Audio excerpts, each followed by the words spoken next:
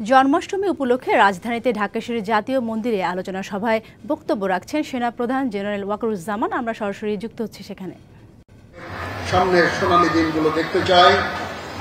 আমাদের সশস্ত্র বাহিনী, এখানে নৌবাহিনী প্রধান আছেন, বিমান বাহিনী প্রধান আছেন, এখানে স্থানীয় জিওসি 9 পদের ডিভিশন আছেন। আমরা সবাই মিলে আমরা সবসময় আপনাদের পাশে থাকব।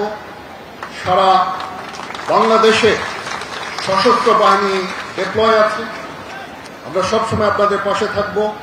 আমরা এক হয়ে আপনাদের সাথে কাজ করে যাব। আপনারা নিশ্চিন্তে দেশে বসবাস করবেন।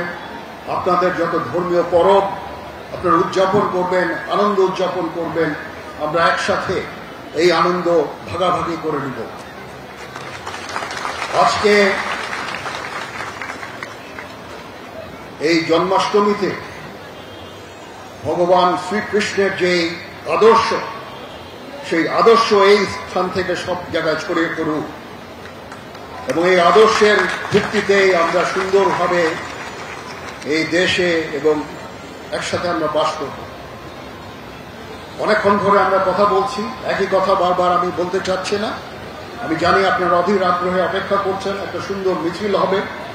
আমি এই মিছিলে আপনাদের সবাইকে অংশগ্রহণ করার জন্য অনুপ্রাণিত করছি। আপনারা সবাই আনন্দ উৎসব করবেন এই ঢাকা শহরে। এটা একটা ঐতিহাসিক একটা অনুষ্ঠান ছিল। 19 শতকে এবং 20 শতকে এটা সবসময় হতো, তারপর একসময় বন্ধ হয়ে গিয়েছিল, আবার শুরু হয়েছে। আমি আশা করি এবং ইনশাআল্লাহ এই উৎসব সবসময় জারি থাকবে, এই মিছিল সবসময় জারি থাকবে। আমাদের পক্ষ থেকে যত ধরনের সাহায্য সহযোগিতা আপনারা চান, ইনশাআল্লাহ আমরা সেই সমস্ত সাহায্য সহযোগিতা আমরা আপনাদেরকে দিব।